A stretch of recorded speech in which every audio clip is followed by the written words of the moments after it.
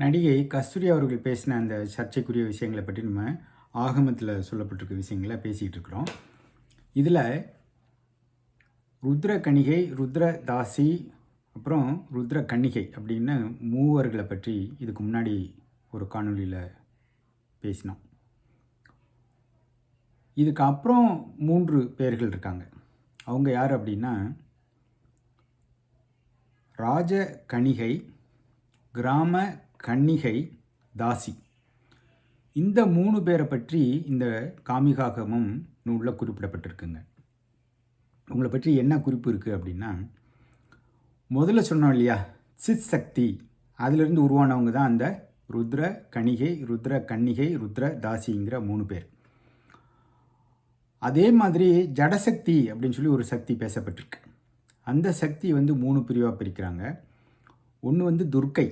துர்க்கையோட நூபுர சப்தத்திலிருந்து, அதாவது துர்க்கையோட காலில் அணிந்திருக்கக்கூடிய சலங்கையோட சப்தத்திலிருந்து உருவானவங்க தான் இந்த ராஜ கணிகை. அதுக்கப்புறம் லக்ஷ்மியோட அந்த நூபுர சப்தத்திலிருந்து உருவானவங்க தான் கிராம கன்னிகை. கடைசியாக சொல்லப்பட்டிருக்கக்கூடிய கிராம தாசி அல்லது தாசி அப்படின்னு சொல்லப்பட்டிருக்கு. அந்த தாசி சரஸ்வதியோட அந்த கால் சலங்கையிலிருந்து, அதாவது சரஸ்வதியோட நூபுர சப்தத்திலிருந்து பிறந்தவங்க அப்படிங்கிற குறிப்பு இருக்குது. இந்த ராஜ கணிகை அப்படின்னு இருக்காங்கல்ல, அவங்களோட பணி என்ன அப்படின்னா, அரண்மனையும் அந்தப்புறங்கள்லையும் அவங்க மன்னனுக்கு வேண்டிய வகையில் தங்களை ஜோடனையெல்லாம் செய்து அங்கே நிறுத்தம் பண்ணணும். அப்படின்னா அவங்க அங்கே நடனம் பண்ணணும். வாசிய கருவிகளோடு சேர்த்து அங்கே அவங்க மன்னனை மகிழ்விக்கிறதுக்காக என்னென்னலாம் செய்யணுமோ அதெல்லாம் செய்யணும். மன்னனோட கூடலாம் அவங்க. அப்புறம் கிராம கன்னிகை அப்படின்னு இருக்காங்க இல்லையா, அந்த கிராம கன்னிகைங்கிறவங்க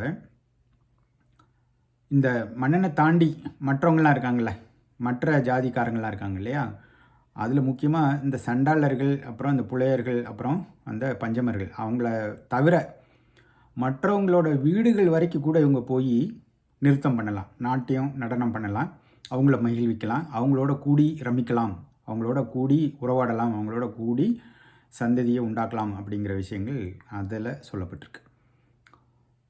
அதற்கப்புறம் கடைசியாக சொல்லக்கூடிய அந்த கிராம தாசி அல்லது தாசி அப்படின்னு சொல்லப்பட்டிருக்கு இல்லையா, அவங்க பஞ்சமர்கள் சண்டாளர்களை தாண்டி மற்றவங்க யாராக இருந்தாலும் சத்சூத்திரர்கள் வரைக்கும் அவங்க இல்லங்களில் போய் இவங்க நாட்டியம் ஆடலாம். காளி துர்கா அப்படின்னு சொல்கிறோம் இல்லையா, அந்த கோயில்கள் இருக்கு இல்லையா, அவங்களோட அந்த கோயில்கள்லையும் இவங்க போய் நடனம் ஆடலாம்.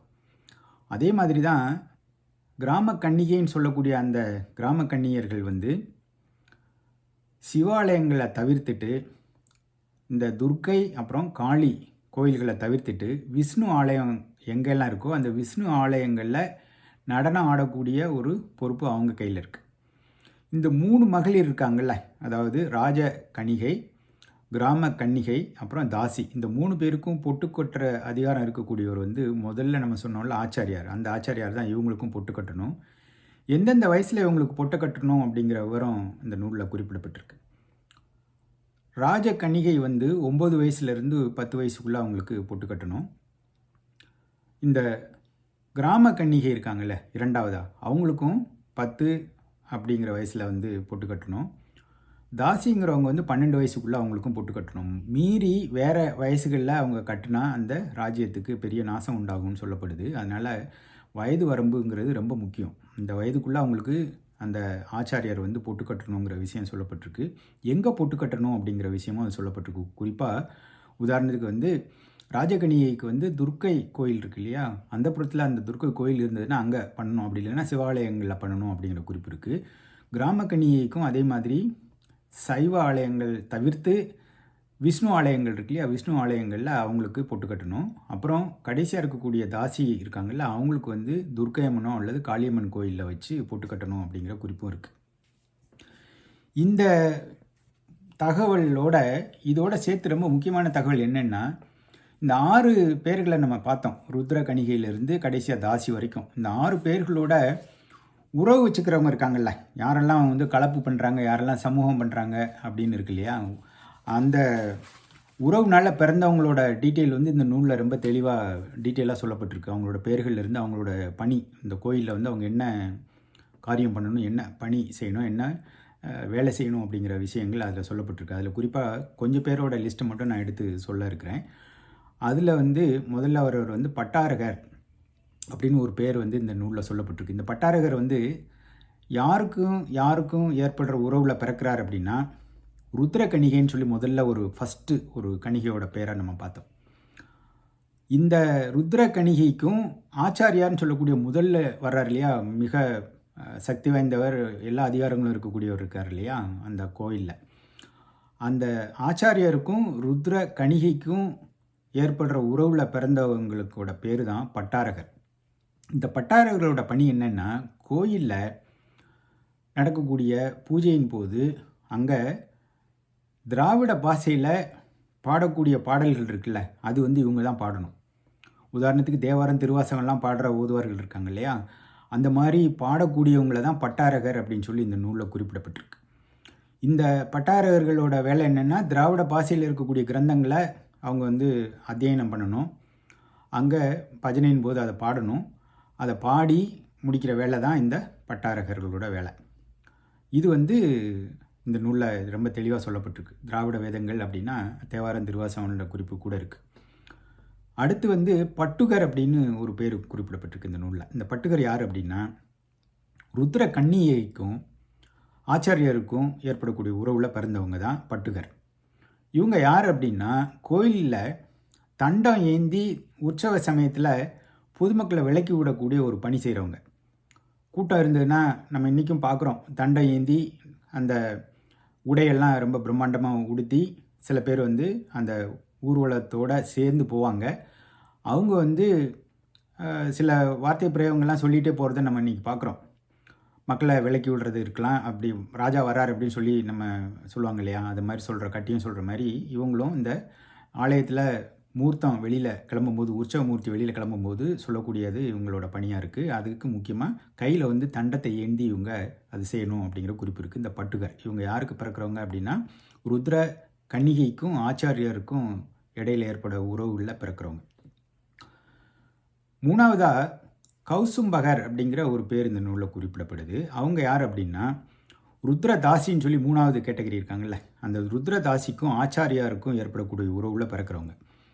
இவங்களோட பணி என்ன சொல்லப்பட்டிருக்கு அப்படின்னா, கோயிலில் புஷ்பங்களை தொடுக்கிறது, புஷ்பங்களை சேகரிக்கிறது, கோயிலுக்கு தேவையான புஷ்பங்களை கொண்டு வந்து கொடுக்கறது, இது எல்லாமே இந்த கௌசும்பகர் அப்படிங்கிற பேரில் இருக்கிறவங்க செய்யணும். அவங்க யார் மூலம் பிறந்தாங்க அப்படின்னா, ருத்ரதாசிக்கும் ஆச்சாரியர்களுக்கும் இடையில். நாலாவதாக தீப வத்சலர் அப்படின்னு சொல்லி ஒரு பேர் சொல்லப்படுது. இந்த தீப வத்சலர் யார் அப்படின்னா, ருத்ர கணிகைக்கும் அர்ச்சகருக்கும் இடையில் ஏற்படுற உறவில் பிறக்கிறவங்க. ருத்ர கணிகை அர்ச்சகர் இவங்களோட பணி என்ன சொல்லப்பட்டிருக்குன்னா, தீபம் ஏற்றுவது, இந்த தீவெட்டியை வந்து பிடிச்சிட்டு போவாங்க இல்லையா, அந்த இதெல்லாம் உற்சவ காலங்களில் தீவெட்டியை பிடிச்சிட்டு போகிறது, அப்புறம் தீபத்தை கோயிலில் ஏற்றுறது, இதெல்லாம் இவங்களோட பணின்னு சொல்லப்பட்டிருக்கு. அவங்க யார் அப்படின்னா தீப வத்சலர். அதுக்கு அடுத்து வந்து ஆலய பாலகன் அப்படின்னு சொல்லி ஒரு பேர் குறிப்பிடப்படுது. இவங்களோட எப்படி இந்த சந்ததி உருவாகுது அப்படின்னா, ருத்ர கன்னிகைக்கும் அர்ச்சகருக்கும் இடையில் ஏற்படக்கூடிய உறவுனால உண்டாகிறவங்க தான் இந்த ஆலய பாலகன். இவங்களோட பணி என்னென்னா, விசேஷ தீட்சைக்கு இவங்க வந்து உதவி பண்ணணும். யாருக்கு? இந்த மேலே இருக்கக்கூடிய ஆச்சாரியருக்கு உதவி பண்ணணும். அதுதான் இவங்களோட முக்கிய பணியாக சொல்லப்பட்டிருக்கு. அதை அடுத்து நடன் அப்படின்னு சொல்லி ஒரு பேர் சொல்லப்பட்டிருக்கு. இந்த நடன் யார், எப்படி உருவாகிறாங்க அப்படின்னா, ருத்ரதாசிக்கும் ஸ்தானிகர் நம்ம சொல்கிறோம்ல, மூன்றாவதாக ஒரு கேட்டகரி சொன்னோம் ஸ்தானிகர் அப்படின்னு சொல்லி. அவர் வந்து முதல்ல வந்து ஆச்சாரியார், அதுக்கு அடுத்து வந்து அர்ச்சகர், மூணாவதாக ஸ்தானிகர். இந்த ஸ்தானிகருக்கும் ருத்ரதாசிக்கும் ஏற்படக்கூடிய உறவில் பிறக்கிறவங்க தான் நடன். இந்த நடனோட பணி என்னென்னா, நடனம் ஆடுறவங்கள பயிற்றுவிக்கிறது தான் இவரோட வேலை. கோயிலில் அந்த பொட்டுக்கட்டி விடப்பட்ட மாதர்கள் இருக்காங்கள்ல, ருத்ர கணிகையிலிருந்து கடைசி தாசி வரைக்கும், அவங்களுக்கெல்லாம் நடனம் சொல்லித்தர்றது வந்து இவரோட வேலையாக இருக்குது. அதுக்கடுத்து விடன் அப்படின்னு சொல்லி ஒரு பேர் குறிப்பிடப்பட்டிருக்கு. இந்த விடன் அப்படிங்கிறவரோட வேலை அல்லது அவங்க எப்படி உருவாகிறாங்க அப்படின்னா, ருத்ரதாசிக்கும் பாசகர்னு சொல்லணும்ல, மடப்பள்ளியில் இருக்கிறவர், அவருக்கும் ருத்ர தாசிக்கும் இடையில ஏற்படக்கூடிய உறவில் பிறக்கிறவர் தான் இந்த விடன். இந்த விடன் வந்து என்னென்ன பணி செய்யணும் அப்படின்னா, மத்தளம் வாசிக்கிறது, மிருதங்கம் வாசிக்கிறது, அதை தவிர இந்த ருத்ர கணிகையிலேருந்து தாசி வரைக்கும் இருக்கக்கூடிய அந்த மாதர்களுக்கு புருஷர்களை கொண்டு வந்து சேர்க்குறது. இன்றைக்கி தேதியில் அதை வந்து நம்ம மாமா வேலைன்னு சொல்கிறோம். அந்த வேலையும் இவர் சேர்த்து பார்க்கணும் அப்படின்னு சொல்லி இந்த நூலில், ஆகம நூலில் குறிப்பிடப்பட்டிருக்குங்க. அவர் பேர் தான் விடன். இந்த விடன் யாருக்கு பிறக்கிறார் அப்படின்னா, ருத்ரதாசிக்கும் பாசகர்னு சொல்லக்கூடிய அந்த மடப்பள்ளியில் நைவேத்தியத்தெல்லாம் அரேஞ்ச் பண்ணுறாருல, அவருக்கும் இடையில பிறக்கிறவர் தான் விடன். இதை அடுத்து இன்னொரு பேர் சொல்லப்பட்டிருக்கு, காயகன் அப்படின்னு சொல்லி ஒரு பேர். இந்த காயகன் யார் அப்படின்னா, ருத்ரதாசிக்கும் பரிசாரகர் அப்படின்னு சொல்லி 5வது கேட்டகரி சொன்னோம்ல, கடைசி அந்த அபிஷேகத்துக்கு பூஜைக்கெல்லாம் வேண்டிய பொருட்களெல்லாம் எடுத்து கொண்டு வந்து கொடுக்குறாரு இல்லையா, அந்த அர்ச்சகருக்கும் ஆச்சாரியருக்கும். அந்த பரிசாரகருக்கும் ருத்ரதாசிக்கும் ஏற்படக்கூடிய உறவில் பிறக்கிறவர் தான் அந்த காயகன். இவரோட வேலை என்னென்னா, வீணை, தம்பூராலேருந்து, புள்ளங்குழலிருந்து, நாதஸ்வரம், எக்காலம் நின்று 32 வாத்தியக்கருவிகள் பேர் லிஸ்ட்டு இதில் இந்த நூல்களை சொல்லப்பட்டிருக்கு. அந்த வாத்தியக்கருவிகள்லாம் வாசிக்கிறவங்க தான் இந்த காயகன் அப்படிங்கிற ஒரு குரூப். இவங்களுக்கு அந்த பணி அதில் சொல்லப்பட்டிருக்கு. இதை அவங்க செய்யணும் அப்படிங்கிற விவரம் அதில் சொல்லப்பட்டிருக்கு. மற்ற பேர்கள்லாம் இருக்குது, நிறைய பேர்கள். நான் அதை குறிப்பிட விரும்பலை. அதோடு நான் நிறுத்திக்கலான்னு நினைக்கிறேன். இதிலிருந்து உங்களுக்கு தெரிஞ்சிருக்கும், முதல்ல சொல்லக்கூடிய அந்த ருத்ர கணிகையிலிருந்து கடைசியாக சொல்லப்பட்ட தாசியோட அவங்களோட பணி கோயிலில் என்ன, அவங்க எப்படி உருவாகிறாங்க, அவங்களோட சந்ததிகள் யார், அவங்க மூலமாக மற்றவங்கள மூலமாக பிறக்கிறவங்களோட சந்ததிகள், அவங்களோட பணி கோயிலில் அவங்களோட பணி என்ன அப்படிங்கிற விவரங்கள்லாம் இந்த நூலில் ரொம்ப தெளிவாக சொல்லப்பட்டிருக்கு. அதனால் இந்த நூலை படிச்சிங்க அப்படின்னா, கோயிலை ஒட்டி வாழக்கூடிய குடும்பங்கள் இன்றைக்கும் நம்மளுக்கு தெரியும். அவங்க யார் மூலமாக பிறந்தாங்க அப்படிங்கிற ஒரு விஷயங்கள்லேருந்து, அவங்க பணி என்ன செஞ்சிட்ருக்காங்க, என்ன செய்துட்டு இருந்தாங்க, அவங்க முன்னோர்கள் யார் அப்படிங்கிற விஷயங்கள்லேருந்து நமக்கு தெளிவாக புரிகிறதுக்கான ஒரு வாய்ப்பு இருக்குது. இந்த விஷயத்தை ஒட்டி தான் அந்த நடிகை கஸ்தூரி அவர்கள் பேசியிருக்கிறதா நான் நினைக்கிறேன். நன்றி, வணக்கம்.